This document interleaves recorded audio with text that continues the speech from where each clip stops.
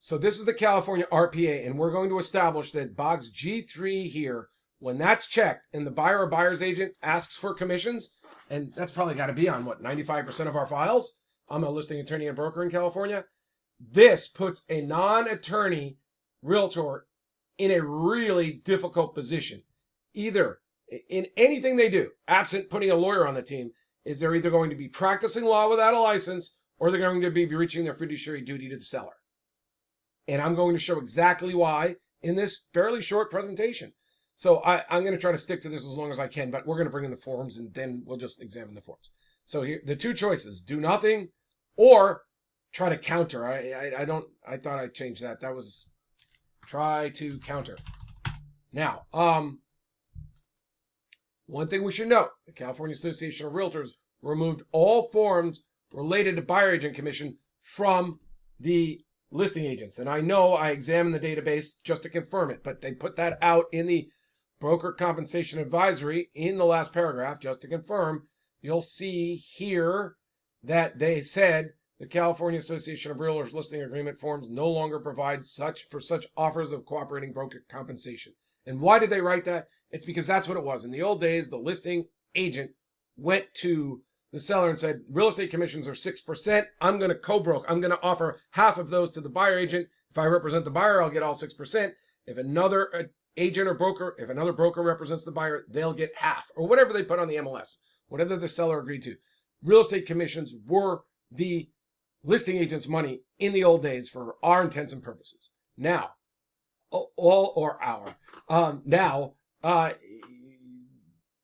just in case, I read this as a lawyer, and I said, well, what if it's a buyer agent compensation now instead of cooperating broker compensation, which are synonymous, but it does depend on where it's originating. And there are no forms. And I will show you the counteroffer just to prove it to you in a second that it's practicing law. But the buyer agent has forms, but the listing agent does not. The buyer agent has a form telling the buyer they have to pay them before they show the property. And they have to get them to sign this form, and they're learned to go for the max at 2.5 or 3%. And the buyers are at their weakest position, but they're like, I don't want to pay $30,000 $1 million home. I'd rather have a down payment. They're like, don't worry, we'll get the seller to pay using the purchase agreement because they had that box to check. So now forms were removed from the agent, so they don't have any forms. And now the next question is, well, what could they do? Well, as an attorney, let's say I bring up the counter, right? I do have a counter. Here it is. So as an attorney, this is what a realtor sees as their counteroffer. Some interesting things in those terms, but not really going to help with this issue. And so here are the other terms. This is where you might say the purchase price of the home changes from 1.4 to 1.5. You might say the closing date will be August 30th instead of August 25th. I mean, that's what a realtor would put in here at the seller's request. But now we're getting into where the practice of law starts.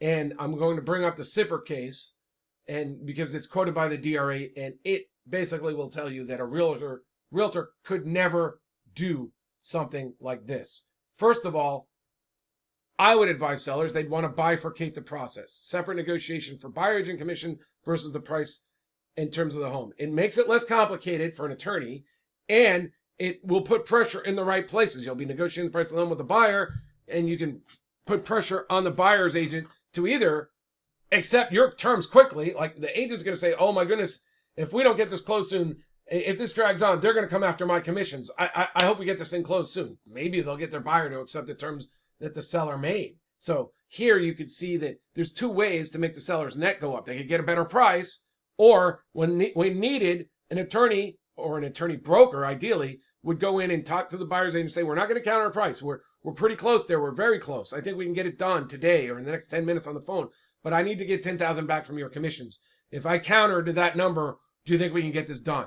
And if they say no, they say, well, we're going to have to still work on price. But that's not what a listing agent can do anymore. They're not represented. They're not authorized during the in their forms to represent the seller on third-party contracts about buyer agent compensation. They just don't even know the risk. Like how are they going to tell their seller, if we agree, if I work this out, you're going to you're on the hook for liability for, let's say, compromising the fiduciary duty of the buyer's agent. There are ways to mitigate against that pretty easily. If you read the no select case in which the DOJ put a memo in there, you would know immediately, and I'll talk about that in the course. There are ways to mitigate that would be very simple that I don't think anyone would really be bothered by, but it should be done. So now, let's say there's a data bank at the brokerage, and this is what would be written in there. Box G3 is hereby unchecked. Any request for compensation of buyer's broker must be made in a separate written agreement between buyer and seller and is not a term of this purchase agreement. That's the proper bifurcation. And since we know that buyer's agents are not brokers, we would say, and those forms are hereby attached. And that's where the magic happens. That's where the seller's choice of risk mitigation strategies and wording and buyer information would be put. For instance, buyers requested the seller to provide buyer agent compensation. By doing so, some class action lawsuits would say the buyer's compromising your fiduciary duty of the buyer's agent. We want you to understand we're making this at your request, not because we're trying to compromise your buyer's agent. And you need to also say, you need to also understand that and agree that the source of the funds being used to pay the buyer's agent, it can be said, because money is fungible, that it's your money and that you're paying your buyer's agent with your own money, and that instead of paying your buyer's agent, you could have sought a price reduction in the property. So right there, that's two things that are at least partially mitigated, and there's many more ways to do that. Listing agents can't do that. But the question is, could they even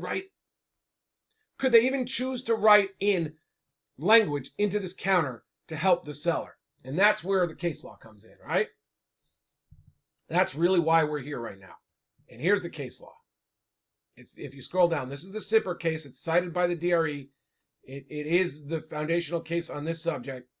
And this is where this is really all of it in a nutshell. A defendant had only been called upon to perform and had only undertaken to perform the clerical service of filling in the blanks on a particular form in accordance with information furnished by the parties, or had merely acted as a scrivener, which, as you know, you're just recording something. It's like you're a court reporter. You heard it, you're writing it into the form. To record the stated agreement of the parties to the transaction, he would not have been guilty of practicing law without a license. But the record supports the conclusion that he went further in that he determined for the parties the kind of legal document they should execute in order to effectuate that purpose. This constituted the practice of law. So in our case, we see they're not just filling in the blanks. This is not stating the property's location or the price of the home. This is choosing the wording for the counteroffer and essentially whether they're going to bifurcate the process, whether they're going to just try to do all the counter on the forms.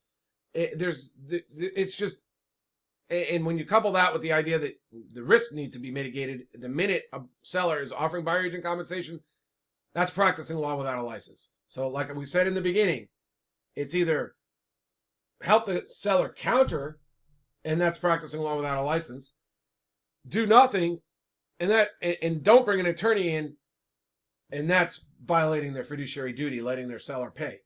So I think the only thing a realtor could do without a lawyer in this matter would be to hope that the seller decides they don't want to pay anything.